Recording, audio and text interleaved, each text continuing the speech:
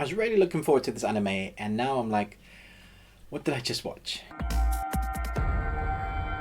And welcome to the Ruben Tuesday. My name is Ruben, and this is my review for Netflix's original Spanish anime, the Idhun Chronicles. Turning a group of resistant fighters exiled from their home world where dragons and unicorns are commonplace and magic is the law of the land, the group must bounce between Earth, Idhun, and a mystical DMZ called Lombard, while avoiding dangerous assassins and attempting to overthrow a despotic necromancer. I'm just going to get my first major issue with this anime out the way, and that is the length of the anime. Netflix does this occasionally when they're testing the waters with an anime.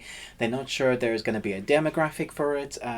They give a really short amount of animes, and normal animes are like 12 episodes. We're really happy because we have a decent amount of story to get through to really develop those characters, and so we're stuck with 5 for this.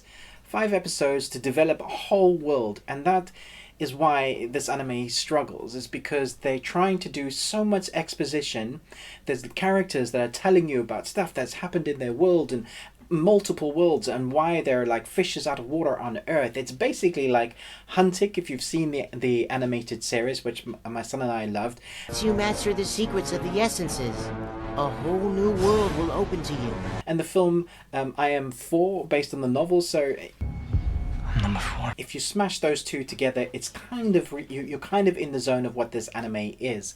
It is based off a bunch of books apparently, and it's taken the studios, or multiple studios, about 2.5 years to bring this anime to life. And so out of that 2.5 years of work, we've gotten 5 episodes, and multiple studios have worked on this anime. They've outsourced it, as many do, because they didn't have a big studio to work on this in many countries, one of which was in Japan, which is why they can kind of call it an anime, because some of the work, some of the animation was done in Japan, and therefore apparently they can call it anime. Although I would class this more along the lines of the Dragon Prince, that sort of animation. I don't mind the animation, although when it comes to the dubbing, I would say if you can watch anime with the original language, do try it, because I watched half and half. So I watched in the dubbing and the original language. The original language, obviously, it's going to have timing to the mouth movements of the characters. In the dubbing of English, at least, it was out a lot of the time, and that it's hard to follow along. So you're listening, you're watching, and then they're like, blah, blah, blah, blah, blah, woof, blah, blah, blah, blah, blah, blah, woof. And it's really weirdly done. It's not massively out, but it's out enough that you notice it, which kind of takes you out of the animation. Now, talking about the characters, you have a lot of ticks that this animation does. You know, it takes all the tropes of anime. The problem is we get the good guys side. We understand what they're fighting for. They're displaced survivors. We have that kind of Batman figurine who, you know, is an orphan near enough the beginning of the series, and we have him, this group of resistance. I say group, a very small group of resistors that are trying to defeat their enemy that has tracked them across the verse, and so they have to do like the training montage. You know, they have to, you get that you don't have any powers, we're going to teach you how to be a warrior and join the resistance.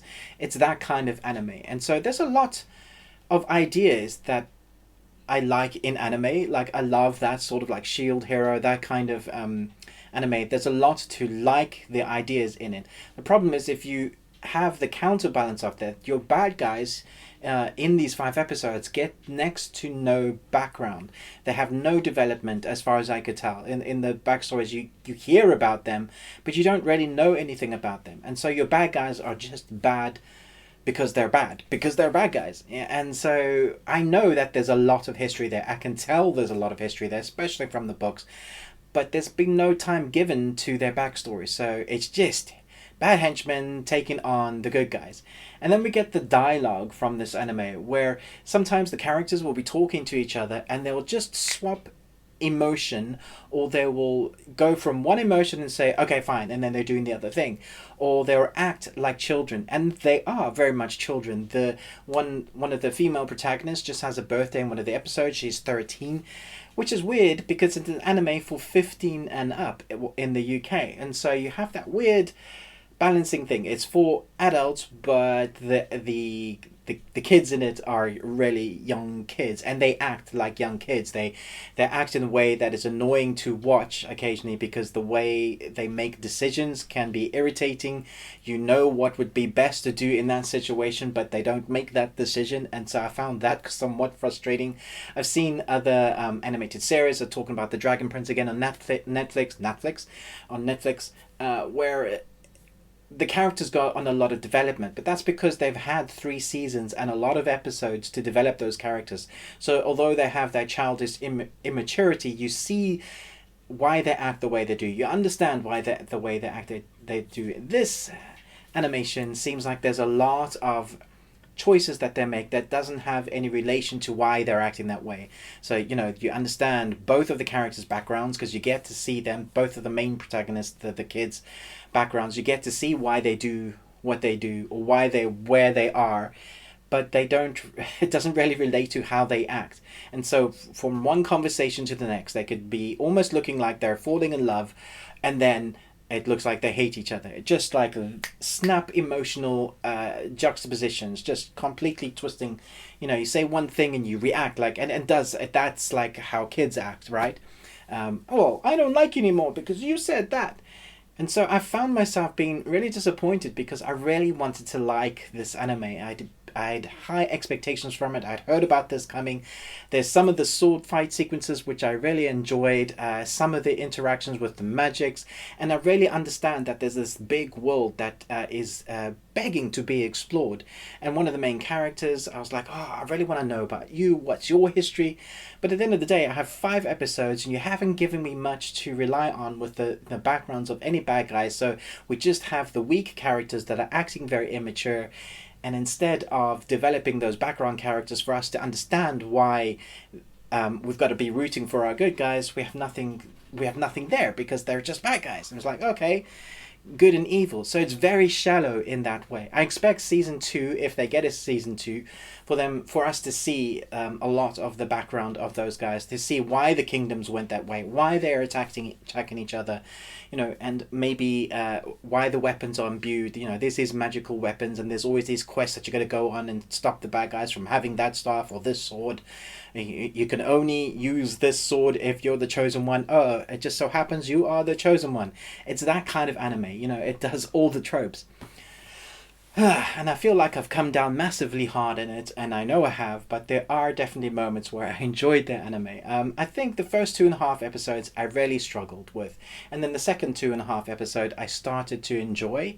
And so that for me was it's starting to find its footing now, but now I know it's coming towards the end. So had there been more episodes, maybe it would have found a way to actually kind of bring all of that together, and you know, you're really going, oh, okay, you go from don't really like this anime to I really like this anime. But at the moment, this anime is sitting on a C- for me. So let me know in the comments below what you thought.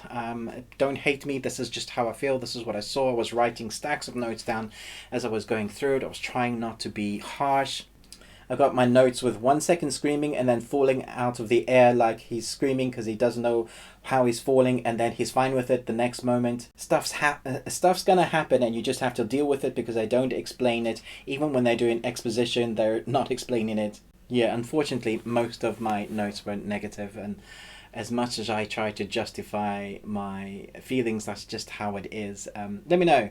Did you love it? Did you find it more enjoyable than I did? I'm a massive fan of anime. If you watch anything on the Ruby Tuesday, you'll see that we do lots of reviews for anime, because we generally love anime. There's very few that I don't go, oh, that was great, and I always give even terrible storylines a pass.